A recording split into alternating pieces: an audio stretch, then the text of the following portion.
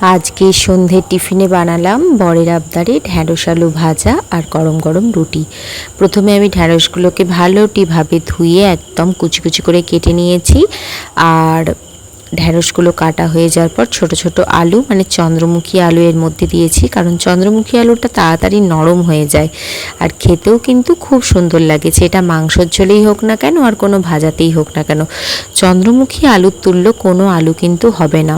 একদম হাতে দিলেই সেদ্ধ, মানে আলুটা সেদ্ধ হতেও তো বেশি টাইম লাগে না, আর যদি মানে ভালোভাবে সেদ্ধ হয়ে যাওয়ার পর হাতে দিলেই একদম নরম, পুরো মাখনের মতন।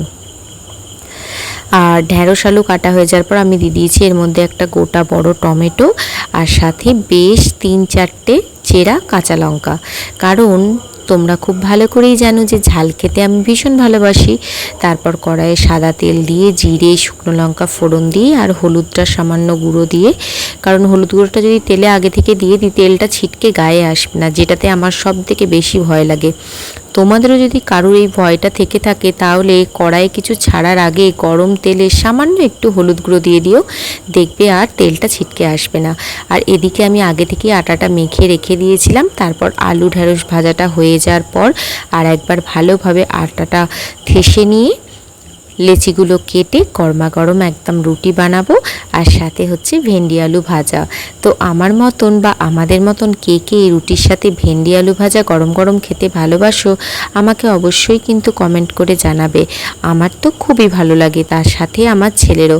তবে জিনিসটা যদি একটু গরম গরম হয় তাহলে খাওয়াটা কিন্তু পুরো জমে যাবে। যে কোনো জিনিসই ঠান্ডা হয়ে গেলে কিন্তু তার স্বাদটা অতটাও থাকে না।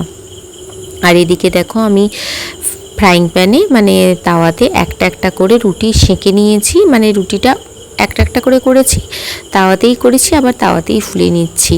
আর খুন্তিটা তোমরা দেখে ভেবো না যে এটা অন্য কিছুর খুন্তি। ঢ্যাঁড়স আলু যে ভাজাটা করেছিলাম ওটা তো নিরামিষ বানিয়েছি, তাই রুটিগুলো এই খুন্তিটা দিয়ে করে নিয়েছি, কারণ আর একটা খুন্তি যদি করি সেটা তো আমাকেই ধুতে হবে, তাই না?